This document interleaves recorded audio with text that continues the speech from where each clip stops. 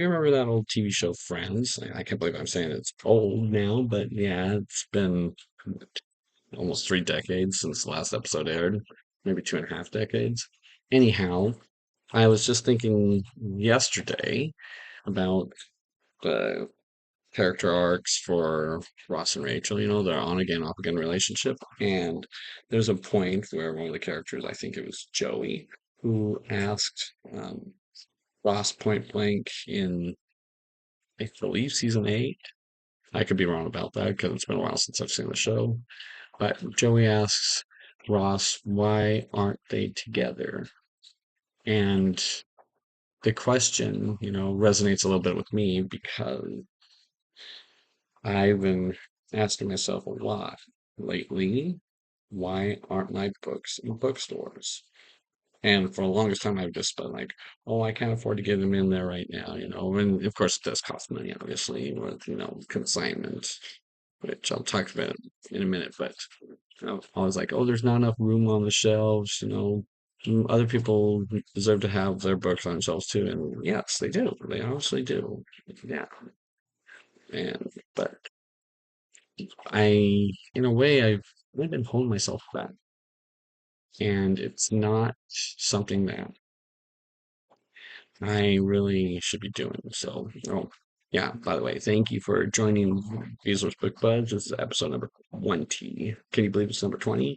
But yeah, I want to get back to what I'm talking about with, making excuses. And I've always made excuses for why I don't want to do stuff, but all those excuses are like protect, sugarcoat, whatever.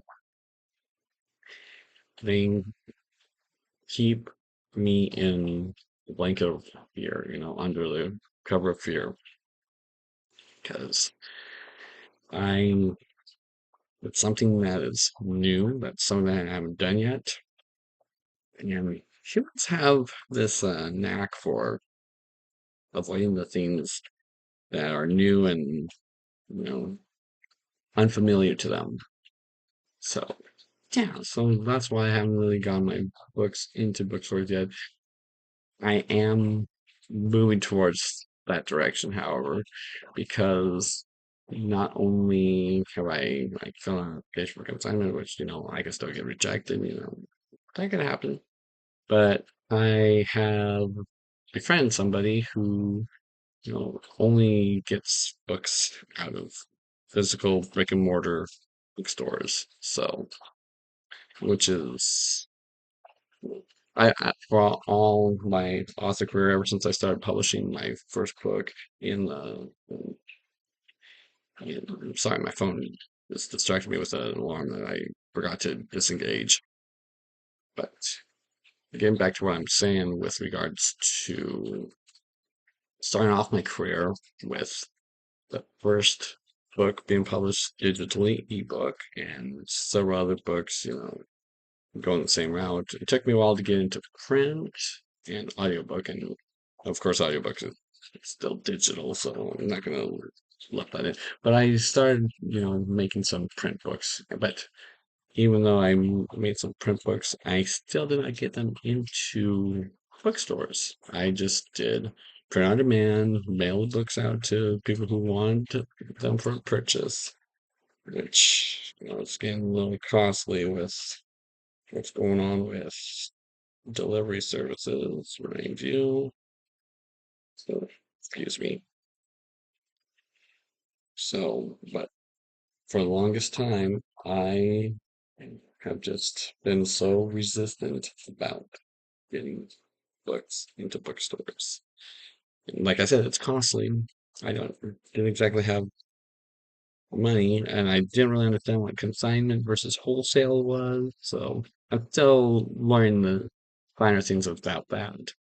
But the fact that I'm learning that sort of thing, the business aspect in that regard, beyond just ebooks and e-commerce and all that stuff, that shows me what direction this is going, and likely to the bookstore. And bookstore's not the only place that I haven't got my books into. There's a little thing called the library. So But it's been an interesting journey, especially the past couple of years, with me looking further and further into draft to digital and doing print books through them as opposed to Amazon and realizing the formatting stuff. I'm so glad that Clint Baker actually pulled me aside, like after reading my 17th book, I think it was, Meta Weapons. It might have been Meta Misfits, one of the two. He read one of those two. And he was like, Jeff, maybe going forward, you should try making it more formatted, to look more professional. It's like, oh, okay. I've just been doing stuff off Amazon and did not realize. And so that's when I looked into Draft to Digital, and Draft to Digital makes the formatting so much easier for me.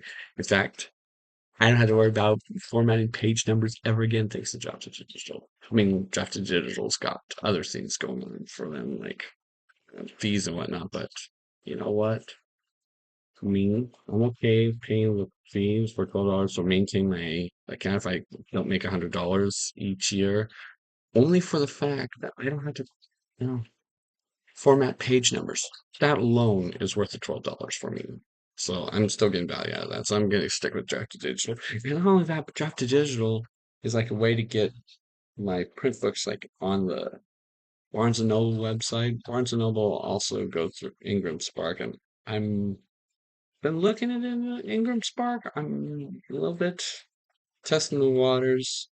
If I really want to get into bookstores and stuff, may still have to go through Ingram Spark, but we'll see how it goes. But in the meantime, I am just getting to the point where the writing's on the wall, literally, but figuratively, and I got to get my books in the bookstores. This is what I meant to do with my life, and I just have never been able to fight it ever since I was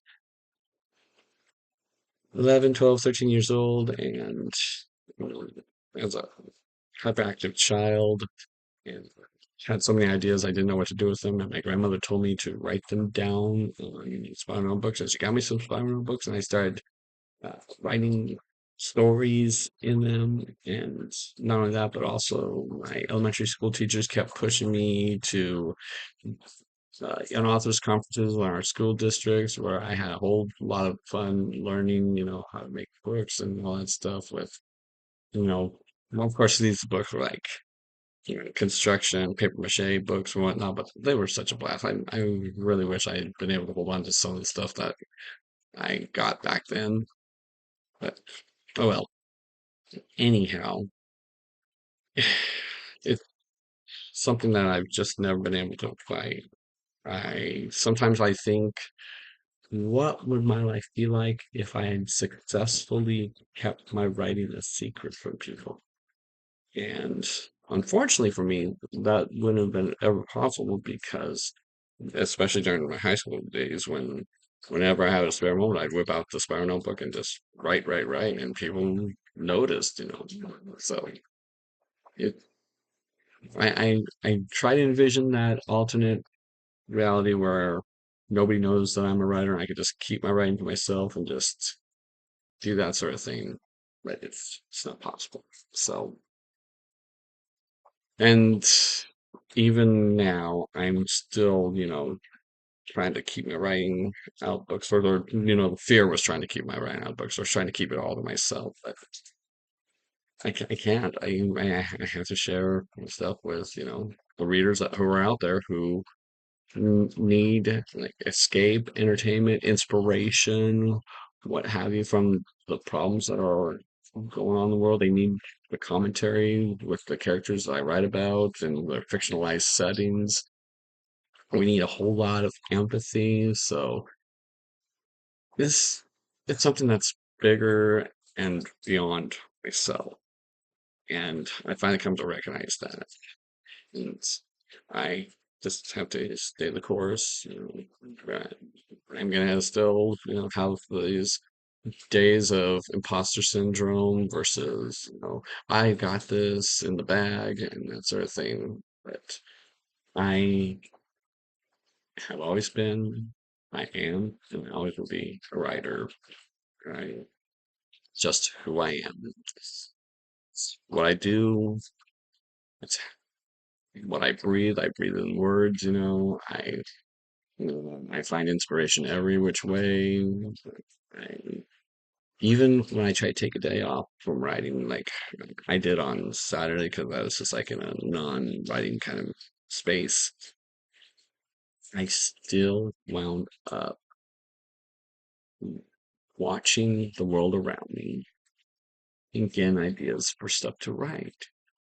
And you can take the author away from the writing, but you can't take the writing away from the author. No matter what, you just can't. Even if he can't, you know, write it down on a piece of paper right now, the author still has this, and they can just like tap, tap, tap, tap, tap, tap, tap, tap, oh, there I go, distract myself with my phone again. But the point is, you can record whatever ideas you have by text to speech to text, or just sending yourself a text or whatever. You can just do stuff like that. So, and yeah, so I'm in this for the long haul. I'm in this for the long haul, and I'm so happy for everybody who's joined me on this journey. I can't believe this is episode number 20, like I said earlier on. And yeah, the next leg of my journey is definitely going to be interesting. I mean, the journey of the whole has always been, a blast, even with the ups and downs and ups and downs. And I almost knocked my hat right off just now. So, anyhow, that's it for me for what I have for this week. 2 weeks away from the release of my 21st book, Blah Boys versus the Interstellar Dad, the final book in the Blah Boys War saga. If you haven't gotten your pre-order in, please get your pre-order in. And just to let you know, just between you and me, paperback may already be available. Yeah, there may have been a little mishap with setting up other pre-orders on at least the draft to digital side of things, but you didn't hear that from me. All right. Thanks for stopping by, everybody. I will talk to you again later. See ya. Bye bye.